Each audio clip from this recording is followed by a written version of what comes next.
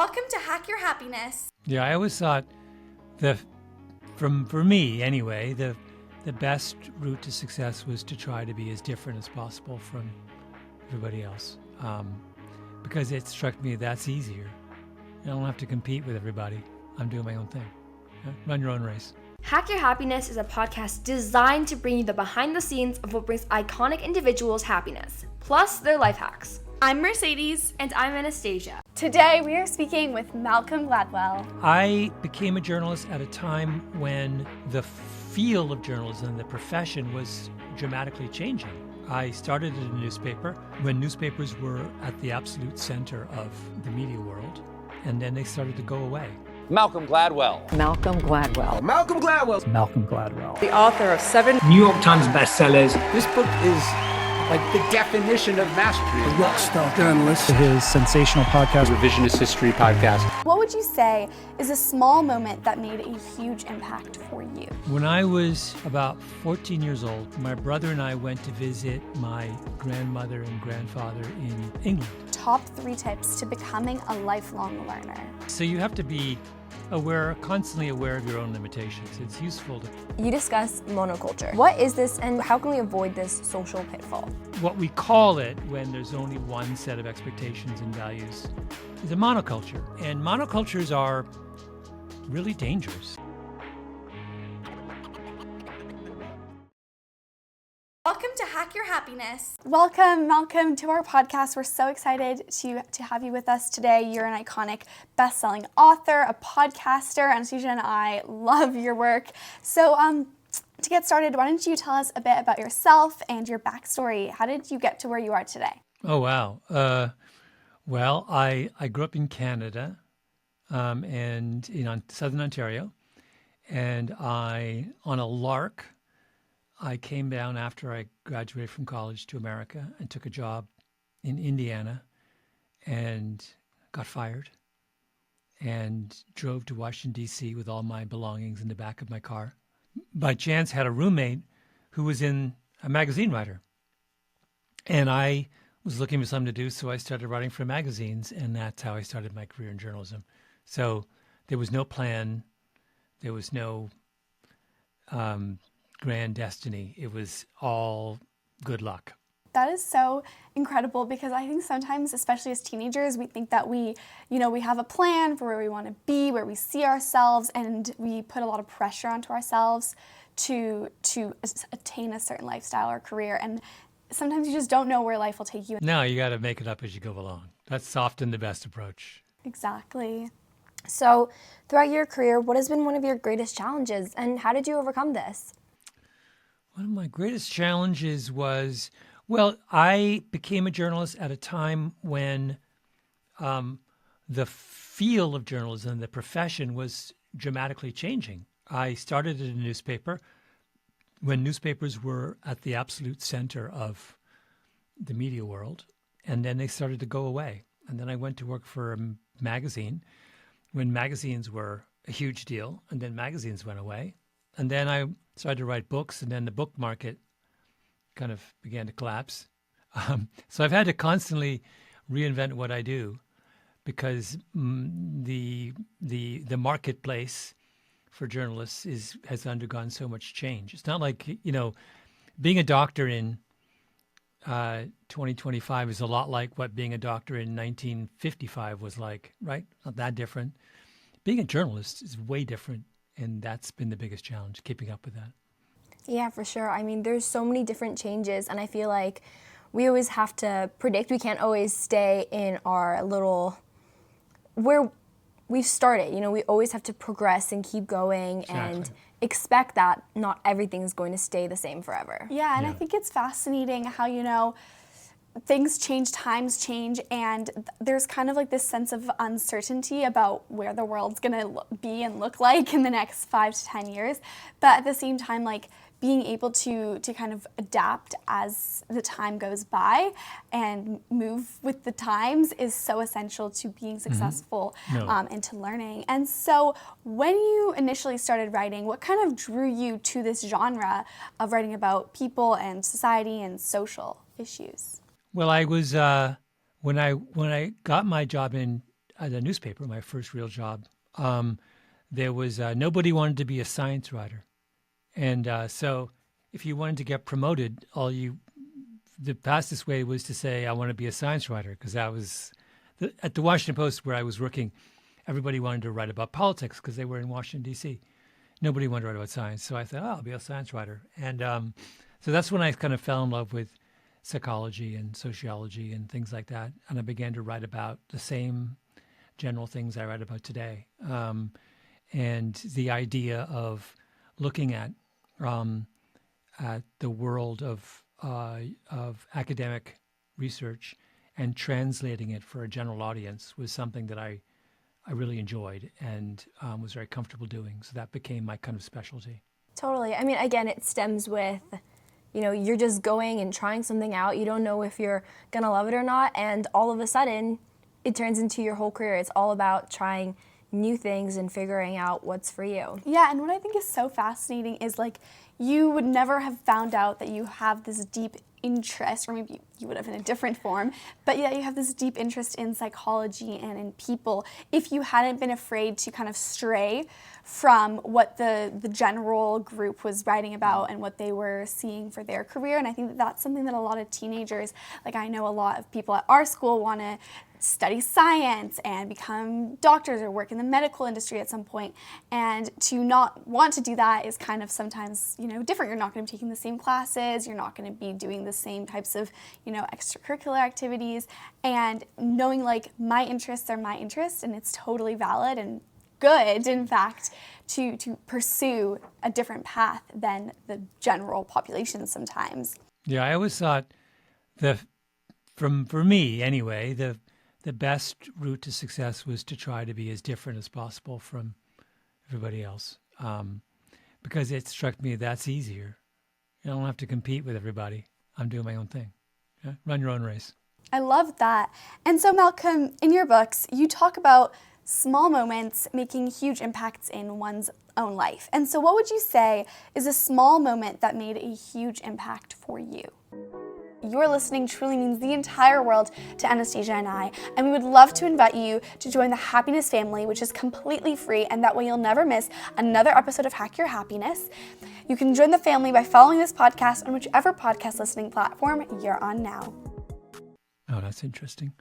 When I was about 14 years old, my brother and I went to visit my grandmother and grandfather in England. My grandfather in England, and we spent about 2 weeks in England. And every day, he lived out in the suburbs just outside of London. Every day I got on the train and I went to London and I walked around the city and I did random things.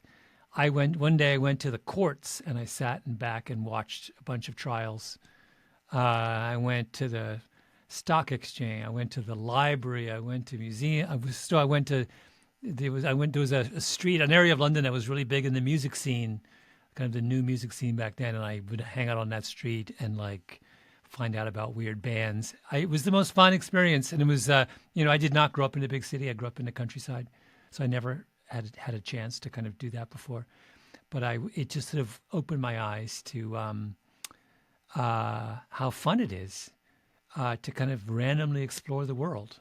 I was on my own I'd never sort of traveled around by myself like that before. I had no agenda. There was no one made me a list of things to see in London. I just kind of made it up. I would get off at random subway stops, just see what was going on. It was so much fun. But I was that was a very pivotal experience for me. Totally, knowing that like you can be in control of your own life and go and visit all these amazing places is for sure so cool. As well as just like knowing that you have the power just to do whatever you like. If you'd like to go sit in on a court hearing, you can go do that. I love that. It was really fun. My parents were nowhere to be found. They were across the ocean in Canada. I had no adult supervision. It was just the best. I think that's so interesting because especially like you mentioned, you were 14, and as teenagers we always want this like sense of independence and like I can decide what I want to do and I can decide what I'm going to eat for lunch and I can decide where I'm going to spend my time. And I think it's so fascinating how with so much independence you chose to explore, different aspects of the city and watch the court case and then check out the band scene. And I think that's so fascinating how that kind of... How old are you guys? I'm 17. I'm 15. Oh, you're both. Would your parents have let you at 14 go to a foreign country and wander around by yourself for 2 weeks? Probably not. I don't know. Well, you missed out. Exactly. But I know that my mom would spend, when she was younger, she tells us stories, how when she was younger, she would spend her summers in Europe with family, and then also like kind of away from her like parents, just with like friends. It's important to get away from your parents, I feel. Totally. I feel like having that sense of independence, as well as knowing that you can, spend time in the city, you can spend time on your own and survive, and you can function properly. It's so empowering and freeing as well. Exactly. And throughout your research, you have found that different people experience happiness differently. What's your opinion on happiness, and what's your advice for finding more happiness for people of all ages? Well, I think I have I don't know whether this is a conventional view of happiness. My view of happiness is when the sum total of moments when you're enjoying yourself outweighs the sum total of moments when you're not enjoying yourself. So to me, staying happy is all about extending moments, pleasurable moments, as long as possible, and making unpleasurable moments as short as possible. I say this to my partner. I say to her whenever she interrupts something that's really fun, like, "Why'd you do that? Like, why'd you yell at our kid? Let her play. She's enjoying herself. She's enjoying herself for as long as possible." So that's my view, and I sort of like, in other words, I don't have a kind of global view of happiness. I don't think that someone is a happy person or an unhappy person. I think of happiness as something that you carve out for yourself by keeping nasty things at bay and by limiting the amount of time that, the number of unpleasant moments in your day. That's my mother's view of the world, and something I inherited from her. That is so fascinating because Anastasia and I, we were kind of in our early teenagehood when the pandemic began. And so for us, we started our podcast and our company focusing on those small bits of happiness in every day. It's not about, everything's always great, or I want everything to be great because then I'll be happier. It's all about kind of what you said, like extending and really concentrating on those good moments and making the most of them because they're there. We just need to kind of focus on them. For sure, and our mindset is so powerful. Like if we focus on only the negative, bad things that are happening, that's all we're gonna see. Well, if we focus on the good, positive things that happen every single day, we can almost view ourselves as more of a happy person, not because we're always happy, but because we're prolonging happiness because we're focusing on it. Yeah, exactly. If you're eating a really wonderful meal, slow down. That's my view. Yeah, totally. I agree. And so you kind of mentioned there that your mom really kind of instilled that mindset on what is happiness into you. And what would you say that you kind of learned, what would your biggest learning be from your dad? My dad was a very curious man, and he had an enormous amount of, he had no insecurities. Just, not that he wasn't that he was egotistical or full of himself. I think he thought being insecure about things was a waste of time, and that you should just do stuff and enjoy yourself and explore the world. He had a lot of energy and a lot of self-confidence, and was interested in everything. Nothing. If he met someone who was interesting, didn't matter who they were, he would ask them a million questions. One of his best friends was our farmer. We lived in an area where there were a lot of Mennonites, older Mennonites who drove horses and buggies and didn't have electricity. And our neighbor was one of those people, and he was a farmer who had he probably left school when he was in the 6th grade, and my father was a PhD mathematician.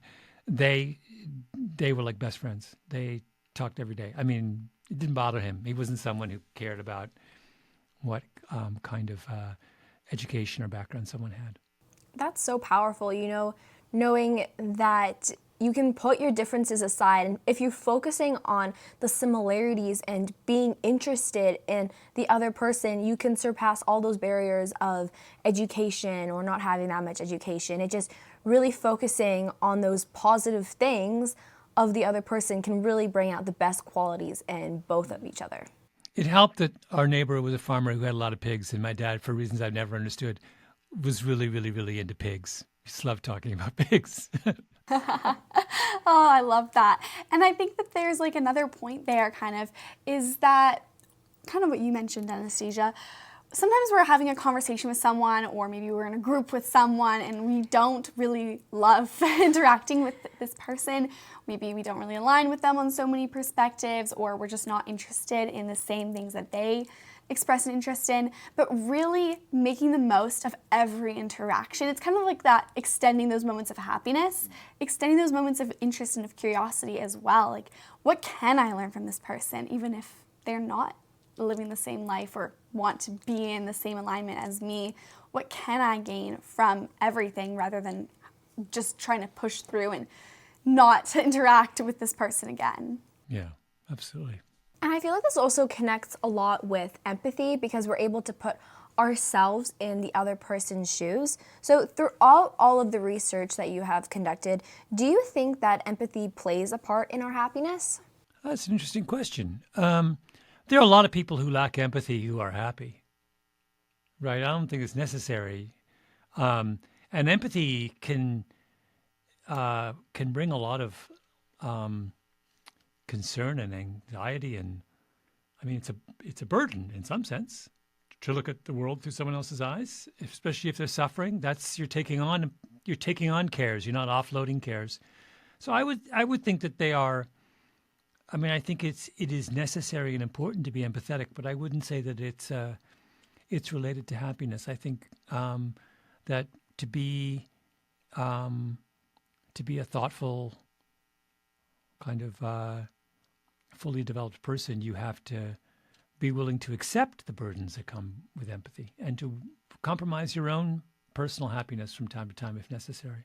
Yeah, it's interesting. I think it's a very interesting kind of emotion and topic, almost like in order to be able to feel happy and interact with others, it's important to have some degree of empathy, but also, like you said, it can be burdening, and we can feel sad or stressed when there's another person that we're close with and feeling those same types of emotions.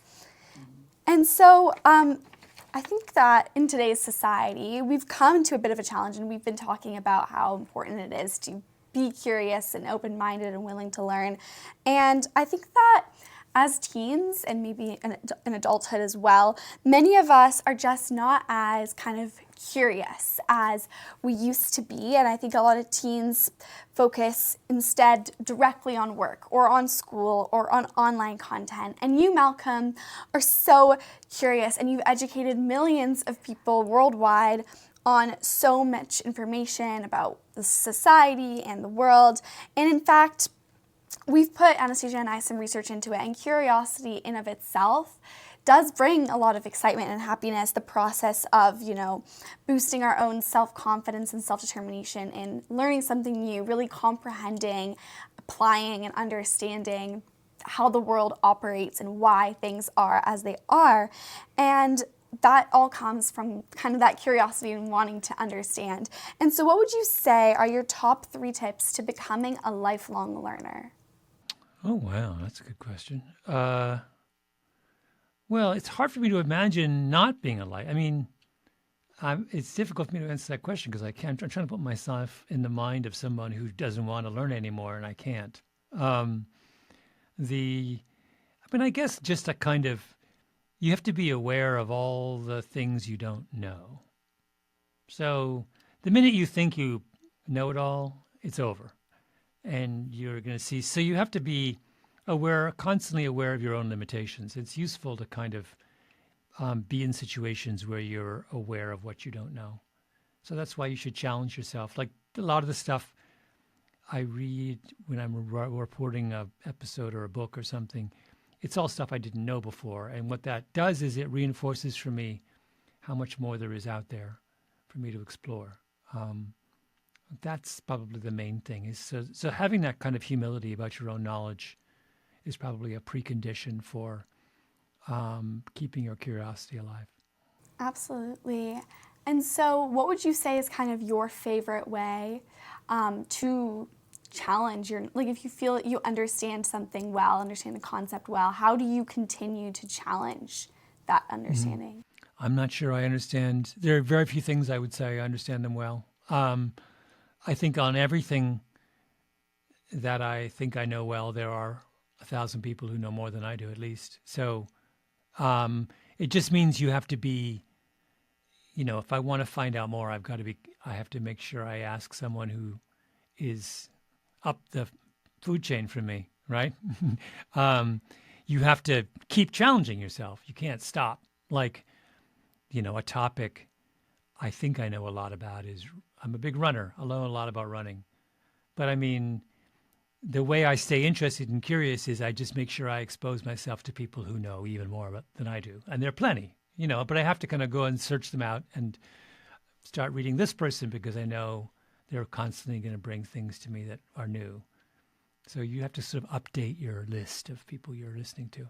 For sure. I think that's so great to just know that you don't know everything and also be okay with that and knowing that there are people who will know more than you, and trying to also surround yourself with people who have a higher understanding of things and know about different and more diverse topics, because you also hold some information that they're interested in that you can all learn about from each other. So kind of curating that kind of group of individuals that can help elevate you. And always being curious, asking questions. And I think that this is something that a lot of teens struggle with, because we think that, oh, I've watched something online, now I understand it, which is far from the truth, because obviously there's so many levels of comprehension and of learning. But I also think it comes with the fact that sometimes, I know that, for example, when I turned 17, I was like, I need a goal to kind of extend my knowledge in a sense. And so I started listening to podcasts, and I was like, I'm going to listen to a lot more podcasts and gain knowledge from industry experts and different psychologists and different, entrepreneurs and designers, all sorts of different people. And as soon as I started to listen to those podcasts every night, Anastasia started to listen with me, and then eventually me and my mom started listening in a different part of our day. She's influenced all of us. Yeah, we've all become avid podcast listeners now. I'd love to hear that. And so I think that that's helped me really realize wow, there's so much to understand. There's so many experts that every single episode can be an hour or multiple hours long to really get to just beginning to understand and to exploring an issue or a topic. And there's so much to understand and learn from people that, you can listen to the same person on 4 different podcast shows and still not even understand the subject nearly as well as you could if you learn more. And what I find crazy about podcasts is that there's so much knowledge that's just available for free. You can learn so much about a specific topic or find out so much about a company or how you can do something, and you can learn so much and be so empowered by that, by just going on a podcast and spending some time listening to it while you get ready for bed or while you're cleaning your room. It's just so powerful. And there's a lot of joy and happiness, I think, to be gained from that, from the fact that this knowledge is here, and, I can find some happiness in learning about something that I'm interested in. Mm-hmm. Mm-hmm. I hope you're listening to my podcast. That's all I have to say. I do listen to some of yours as well as the ones within your company. Thank you. The next question, I guess, is what led you to branch off from just writing to starting a company and furthering this knowledge that people have access to? Well, the very thing you just said. So you're a 17-year-old who wants to learn more about the world, and you realize, a logical place for me to turn is to start listening to podcasts. I'm a writer who's very interested in reaching people exactly like you. if you're listening to podcasts, I need to have a podcast, right? Because if I don't have a podcast, I can't reach you, or I lose a very valuable way of reaching you. And I began to realize I'd ride the subway in New York and I'd see that everybody, when I got to New York 20 years ago, I would see everyone in the subway reading books. And then I would go in the subway and I realized everybody had something in their ears. I was like, oh, if I want to reach that person, I have to do something different. So that was the impetus behind getting into audio. Right. That's fascinating because it's just kind of what you mentioned at the beginning is like evolving with the times. Totally, constantly adapting and trying something new to reach more people. And speaking about your writing, the genre of books that you write is so unique and deeply fascinating. You really take a deep dive on the expose of modern society and you discuss social culture and its roots. What piqued your interest about this really niche genre, and how do you go about finding and curating an idea for a book? Yeah. I don't know. I mean, I don't know if I can answer the question of what I kind of think that I write about whatever I feel like writing about. I don't feel like it fits into, maybe it does all fit into a nice pattern, but I just write about things that I'm curious about. You know, things that I see in the world I don't understand, and I'm like, oh, I should write about that. Or I see something in the world and I have a strong opinion about it, and I think, oh, that would be a fun thing to explore. So there is no plan. It's just whatever, appeals to me at the time. And I think that's actually a very healthy way to, because if you read my writing, it should feel like you're just having a conversation with someone about what they're interested in at that moment. That's the feeling I'm trying to create in the mind of the listener or the reader. I'm sorry, what was the second half of the question? How you go about kind of curating. Oh, I see. Well, I'll give you an example. Right now I'm doing, I was listening to a Joe Rogan podcast, and he had an exchange with RFK Jr., right? Our possibly next HHS. So it was in a long conversation. It was like 3 hours long. And they had like a 10-minute section where they were discussing something that interested me a great deal. And I was like, huh. And so I decided to do a whole episode on that it wasn't even 10 minutes. It was like 3 minutes. A 3-minute exchange that nonetheless was so interesting and kind of strange and weird and touched on so many different things and allowed me to call up lots of different people. And I made a copy of the transcript of that 3 minutes and I sent it to a bunch of people and said, do you have thoughts on this? And then I called them up. That's a very typical, I just heard this random thing and I was like, oh, that's weird. And I was like, that is really weird. Like, what is going on? And so that's often how these things begin. And then I also am doing a podcast right now on, I have a 3-year-old and she's really into Paw Patrol. And someone told me that Paw Patrol was getting really controversial. And I decided I really like Paw Patrol. So I'm defending Paw Patrol against its critics. I love it. That's adorable. For sure. And I think it's awesome how you just follow your interests and then it turns out that, there's millions of readers and of listeners out there who are also interested. Who's not interested in Paw Patrol? I'm trying to get my daughter to sing. She sings the theme song all the time. And she changes the words in really funny ways. But every time I take out my tape recorder to record her, she's like, nah, I'm not doing that. I was like, come on, you just were singing it. What's the matter with you? She's gotten really shy about it.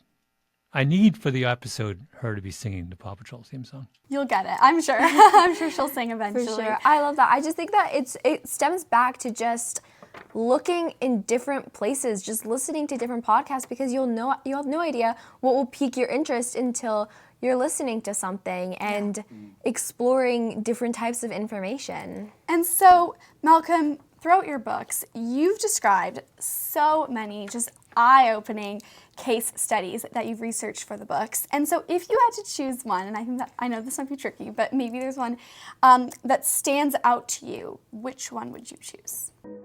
If Our episodes help you hack your happiness and find a small bit of happiness in every day. Be sure to share this episode with a teen in your life or anyone in your life who could use a small bit of happiness, as well as shop our happiness wellness products to bring a small bit of happiness to your home, linked in the description.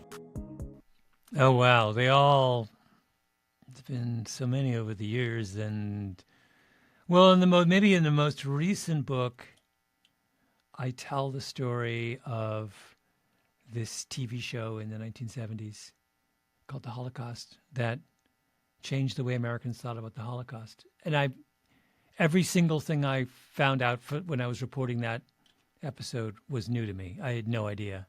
I still don't really understand it. Everyone I've talked to who's read that chapter is like, that's the strangest, weirdest chapter. The idea that nobody was talking about the Holocaust until Meryl Streep, was in a movie about it in 1978 is just weird. It just is weird. There's no other way to describe it. And it starts a conversation that goes in a million different directions. So that was probably one of I remember I heard about it because a friend of mine, I was going for a walk with a friend of mine. He started talking about this, and I was like, that's not true. He's like, yeah, it is actually. And so I went home and I dug around. I was like, turns out he's right. Nobody was talking about the Holocaust until the end of the 1970s. So that's probably the one that stands out. Wow, that is really bizarre. I mean, definitely. That is interesting how much influence, I guess, the media also has over what we're... Particularly in those days, yeah, when that was an era when, half of the country would tune in. A popular TV show was watched by half the country. Like, there's nothing like that today. Yeah. That's an enormous reach. Wow. Totally. And it shows how much effect media has over the views and beliefs of an entire population. Mm-hmm. Yeah. No, it's astonishing. Someday your podcast will have that reach. Oh, thank you. I hope so. For sure. I hope so. So stemming back to your latest book, The Revenge of the Tipping Point, you discuss monoculture. What is this, and how can we avoid this social pitfall? Yeah. Well, I have a chapter about a high school in a town I don't identify, which had a terrible problem with teen suicide. And the diagnosis of why it did is that the school had a monoculture. There was only one set of values and expectations for the entire school. Everybody who went there had to be an A+ student, a great athlete, popular. And if you didn't fit into that very, very narrow category, you felt like a loser.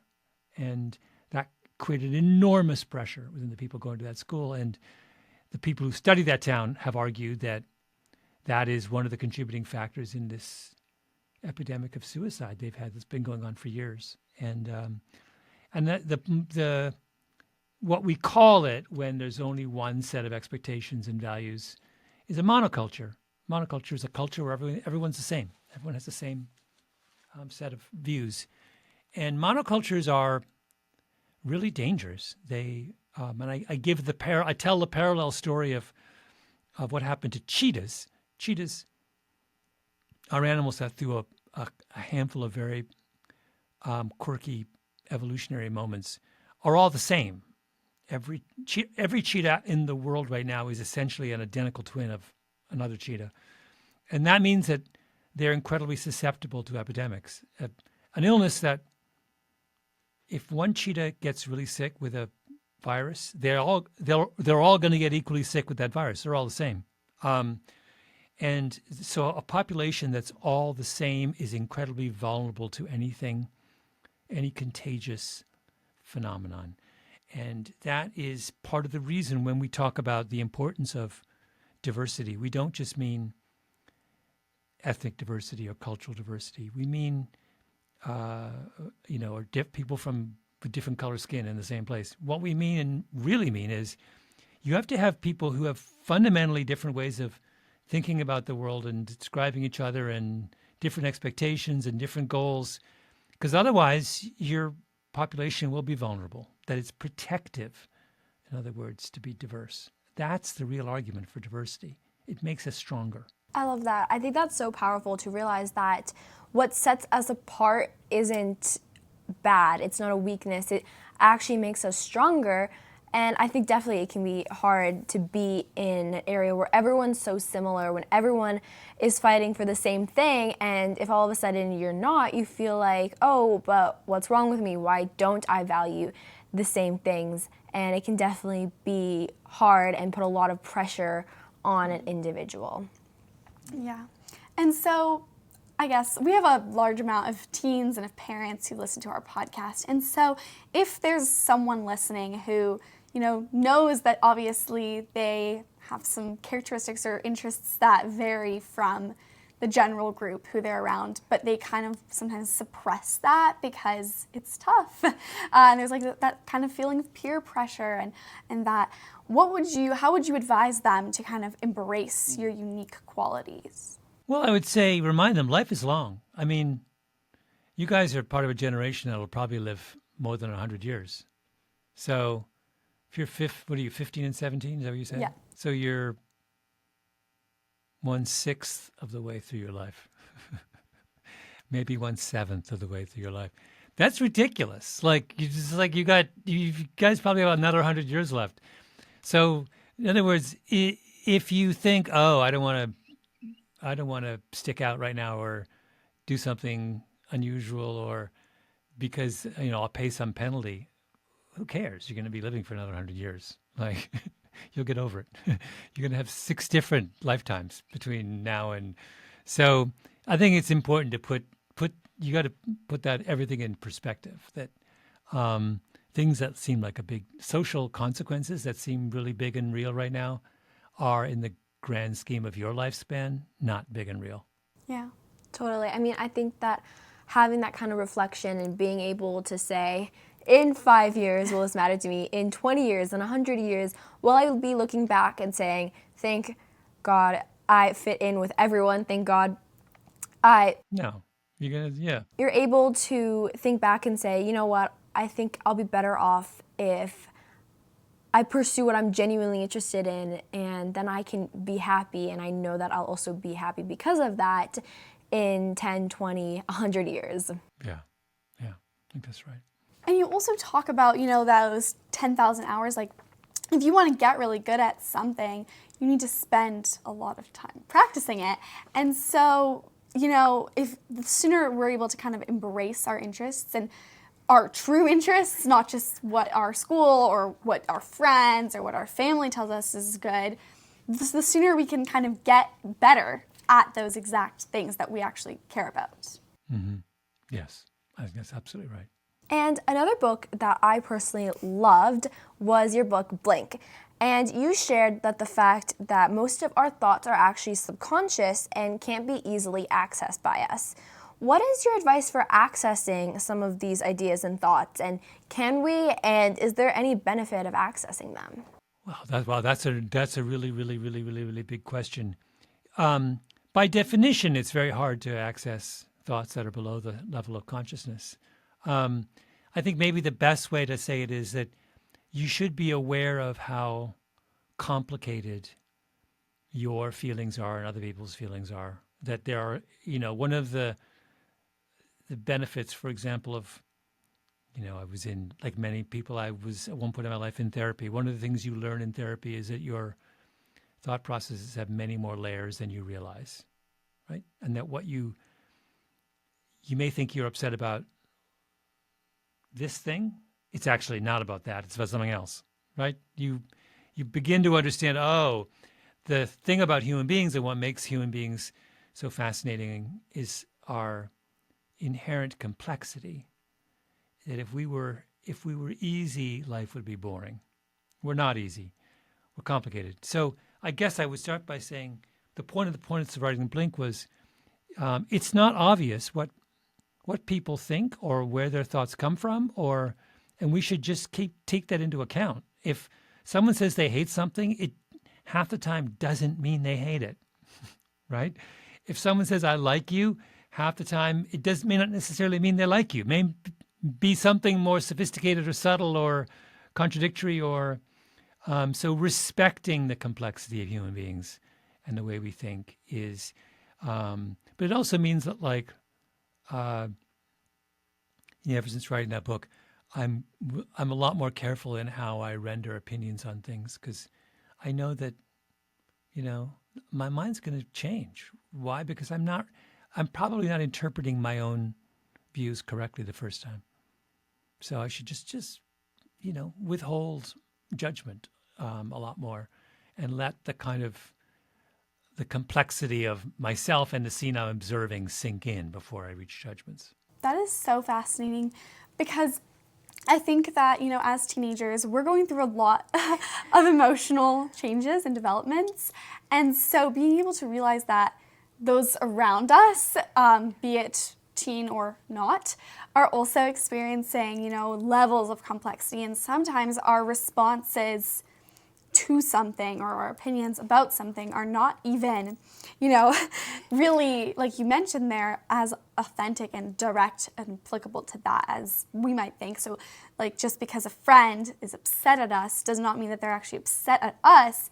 Maybe something is happening and maybe they know that there's something going on, like maybe they're having some problems with their health or with their family, or maybe they don't even know what it is, and it's just like an underlying subconscious and it's just thing. coming out through you. I feel like also maybe when we notice ourselves overreacting about something and we're like, I'm so angry about this, but I don't even know why because I feel like I shouldn't care that much. Also, like taking a step back and thinking, what else is going on in my life? What other stressors? Are they necessary? Can I maybe tone it down a little bit? Is there a way for me to maybe, instead of lashing out at my siblings or parents or friends or, having a tantrum or meltdown, focusing instead on like a healthy way to get that energy out? Maybe you want to, go for a run. I know running's really great for me to get out some of that energy, as well as maybe creative, writing, painting, journaling, just finding a different outlet for all of that excess energy, and so that it doesn't spiral out into other facets of life. Yeah, no, I think that's absolutely right. And I also think it's like that understanding and acceptance that we don't even know everything that there is to know about ourselves. And kind of, Malcolm, how you've mentioned, like this consistent curiosity and understanding how little you understand has driven you through so much success and through so much learning and knowledge that if we thought that we understand everything about ourselves and every decision that we make and every craving and desire that we hold, then we're never going to push further, but really kind of taking a moment to say, why do I want this? And maybe it's okay not to have all the answers right now, but how can I find out more? Who can I ask? What can I do or think about? Is important to discovering about who we are. Totally. I think that's right. Maintaining the mystery, is important. I like that, yeah. And so we all make mistakes. And as teens, we're often still learning how to act, how to respond to situations, how to navigate the world.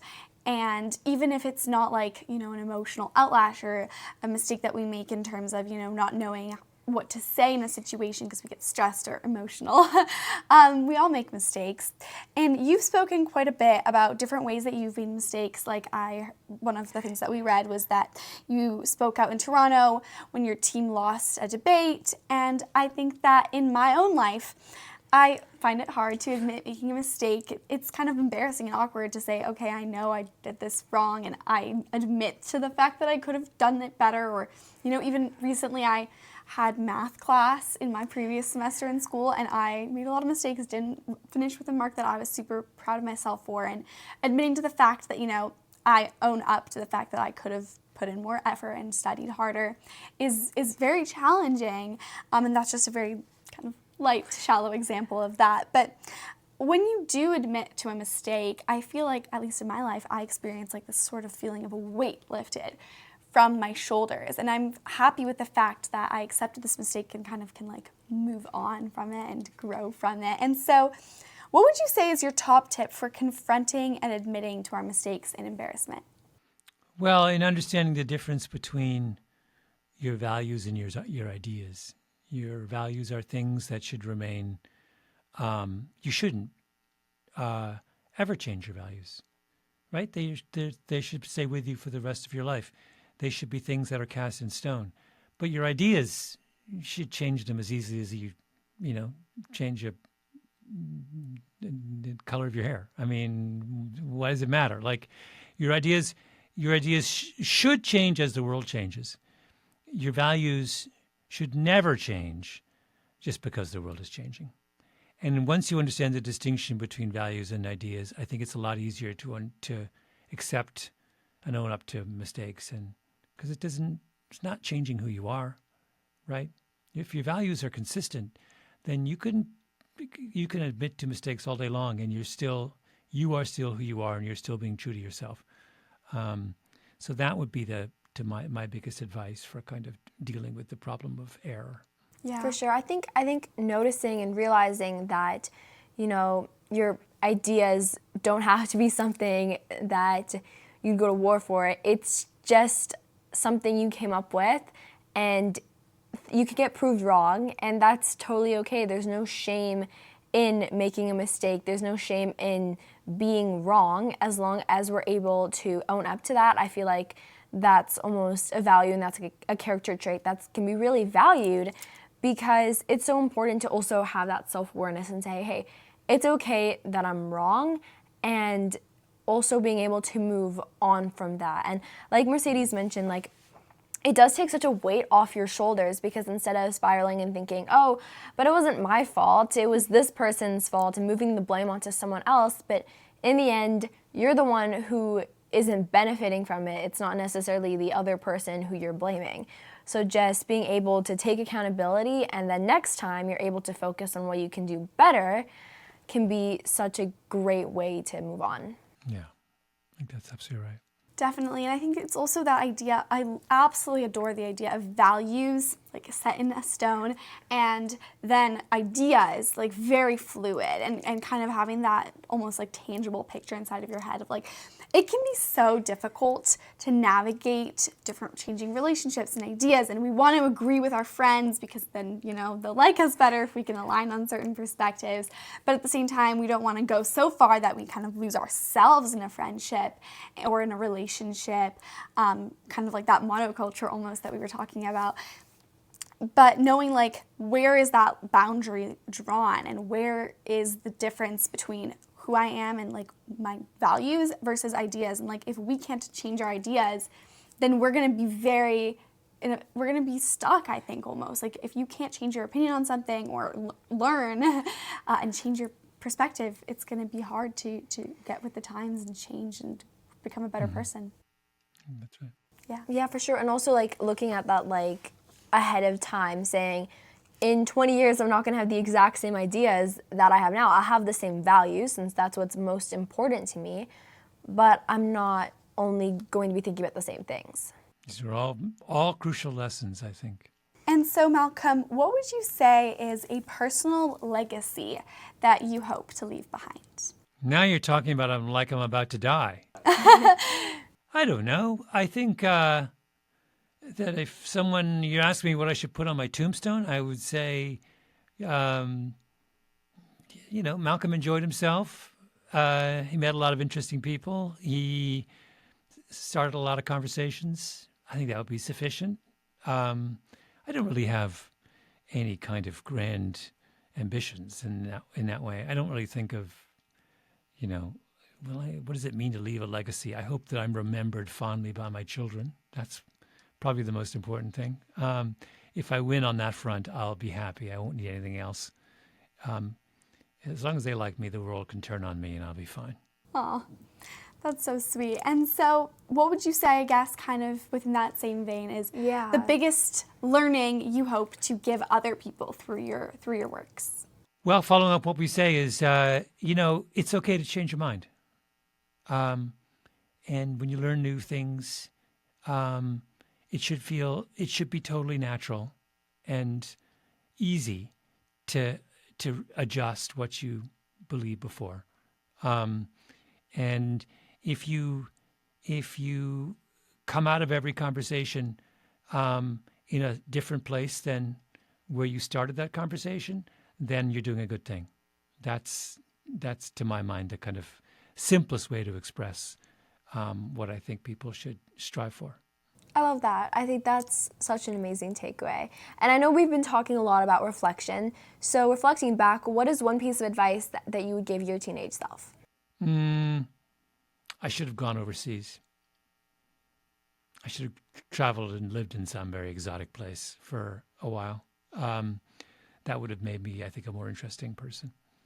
And would have been a lot of fun too. But the time to travel, to take a chance like that, go somewhere weird is your,